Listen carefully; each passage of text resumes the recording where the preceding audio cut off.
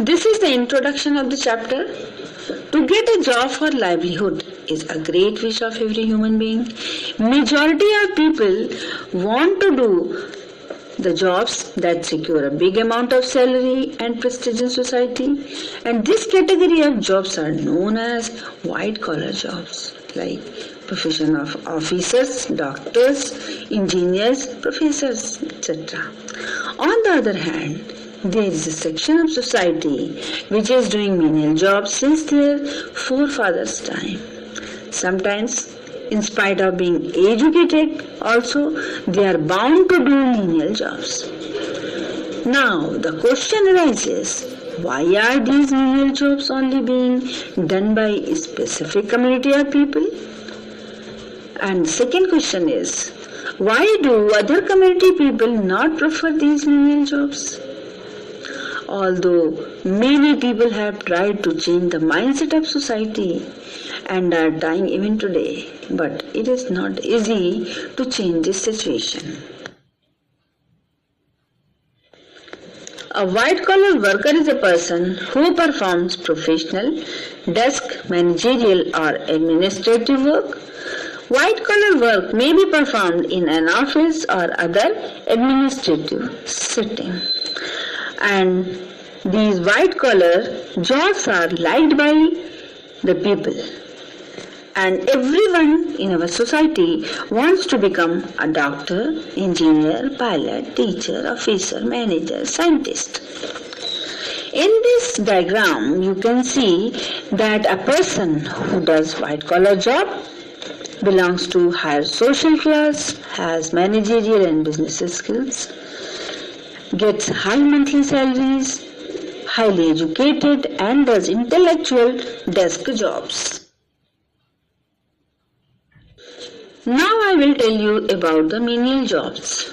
A menial task is anything that takes very little training, skill or talent and done for little money. And these are the works which people don't like to do, like work of sweepers, garbage collector, drainage cleaners, toilet cleaners, maid servant, cobbler and rag picking. In this slide, you will come to know that why do some people need to do menial jobs. The reasons are they are not able to get proper education or learn beyond a certain grade due to poverty. Lack of education make them unfit for doing most of the polished jobs in offices. Thus, they have to do such menial jobs to earn their livelihood. Since their great-grandfathers' time they used to do this work, so they carry on their legacy. And people who do these menial jobs are known as Dalits. Who are Dalits? Dalits are known as untouchables. They are members of the lowest social group in the Hindu caste system. The word Dalit means oppressed or broken. A Dalit is actually born below the caste system, which includes 4 primary castes: Brahman, Kshatriya, Vaishya, Shudra.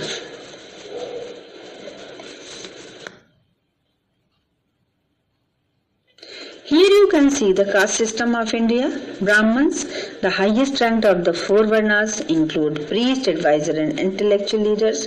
The second highest of the 4 Varnas, Kshatriya, includes rulers, military leaders and large land owners. Vaishya, the third highest of the 4 Varnas, includes merchants, traders. Shudra, the lowest ranked one, include artisans, laborers and servants.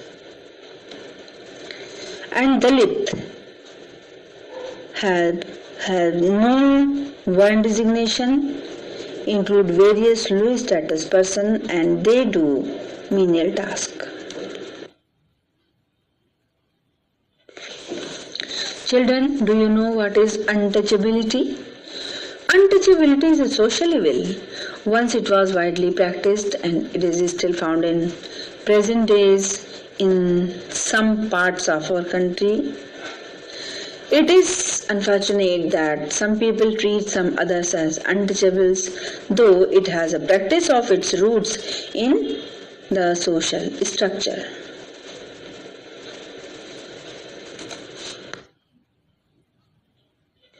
Now I will tell you about an incident from Narayan's book. Once upon a time, when Gandhiji went to stay at a village in Maharashtra, he started to clean the toilets there. And one day, a man coming from the toilet saw Mahadev Bhai Desai and he asked him to clean the dirt. When Narayan saw this, he got very angry. Gandhiji had a friend, Mahadev Bhai Desai. Mahadev Bhai's son, Narayan Babla, also stayed with Gandhiji in Sabarmati Ashram when he was young.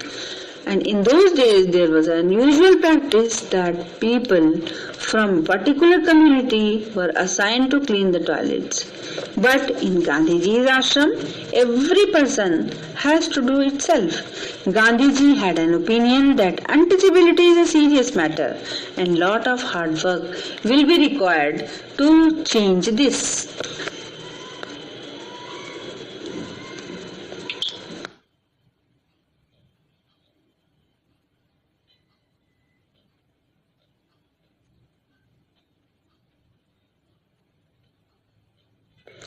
Children, this childhood story of Baba Saheb Ambedkar is one of the examples of untouchability.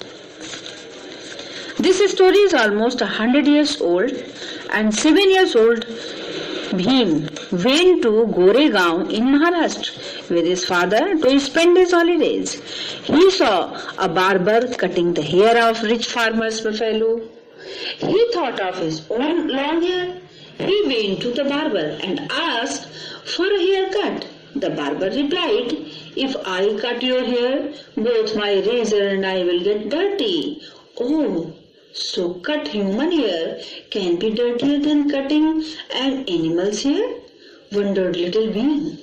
Later, this little Bhim was known as Bhimrao Baba Saheb Ambedkar. Baba Saheb fought for justice for people like him. After India's freedom, the constitution was prepared under the leadership of Baba Saheb. Here you can see the glimpses of untouchability. That when Bhim completed his primary education, he was admitted to high school and he was made to sit in corner of the class, segregated from the other students. Teacher is taking attendance and he is saying Bhimrao Ambedkar, and Bhimrao is saying present sir. And this is also the same picture. One boy, maybe of Dalit caste, is sitting separate from these students. And Bhimrao said, "Nothing can emancipate the outcast except the destruction of the caste system." Gandhiji, who fought against untouchability, said, "My fight against untouchability is a fight against the impure inhumanity." His second thought is, "Our struggle does not end so long as there is a single human being considered untouchable on account of his birth." Here you can see the Constitution of India. The Indian Constitution was adopted on 26 November 1949 and it came into effect on 26 January 1950. 2020 marks 70 years of the adoption of Indian Constitution. These are some sentences from the preamble of the Indian Constitution. "We, the people of India, having solemnly resolved to constitute India into a sovereign democratic republic and to secure to all its citizens justice, liberty and equality." What is Constitution? Constitution is the book which contains basic principles and laws of a nation, states or social group that determine the powers and duties of the government and guarantee certain rights to the people. Here you can see the father of our constitution, Dr. Bhimrao Ambedkar. He became the chairman of its drafting committee on December 11, 1946. Children, this is the message that Gandhiji wished to convey Indians. Gandhiji gave us the message as no work is small or big. One should always give their contribution towards cleaning or keeping the surrounding clean.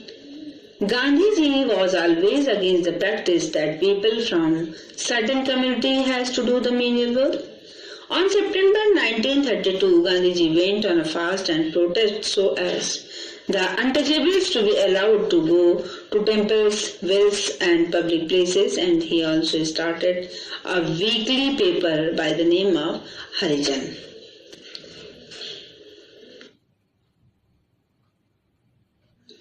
Today's aspect. Even today, the practice of untouchability is still there, and only the people of certain community are asked to do these kinds of jobs like cleaning toilets or cleaning streets, etc. And it is not limited to the adults. Even the school-going children have to face this kind of discrimination, as they were asked to clean the school toilets or they have a different school dress.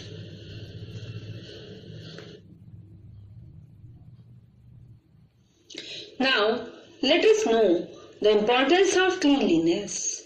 It is horrible to even imagine if nobody do the cleaning work, then what will happen to our surroundings? It is obvious that the garbage will get collected and the place will look ugly and it will give foul smell, it will spread pandemic. Cleanliness is a solution for reducing diseases. Cleanliness makes us feel good and joyful. Cleanliness can also increase our lifespan. Cleanliness is very important for us. It is our duty to keep our surrounding clean. If we clean our surrounding, we can stand as an example to others. Others also can follow us. So children, when cleanliness is so important in our life, so what is our responsibility to keeping the environment clean? Keeping environment clean and neat is our responsibility, and it is necessary to keep our environment clean because we get fresh air, reduce pollution, etc. And unclean environment leads to a bad condition of a society, arrival of diseases and many more.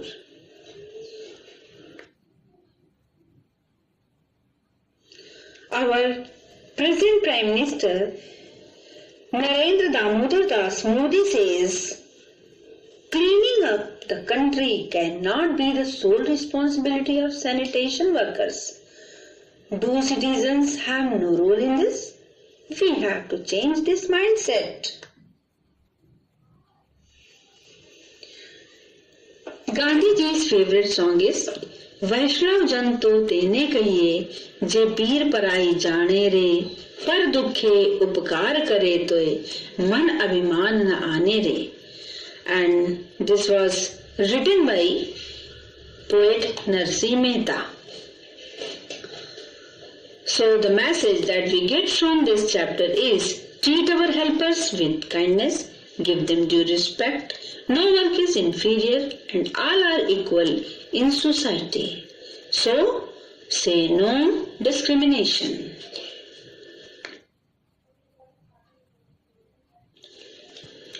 Now let us sum up the chapter. Menial jobs are only being done by a specific community of people, and these people are known as untouchable. Untouchability is a social evil. Narayan was known as Babla. Gandhiji and his team started doing the job of cleaning so that people come out of their mindset and respect every kind of job. Baba Saheb Bhimrao Ambedkar is known as father of Constitution. One should always give their contribution towards keeping the surrounding clean, and Gandhiji's favorite bhajan is in Gujarati language. Okay children, that's all for today.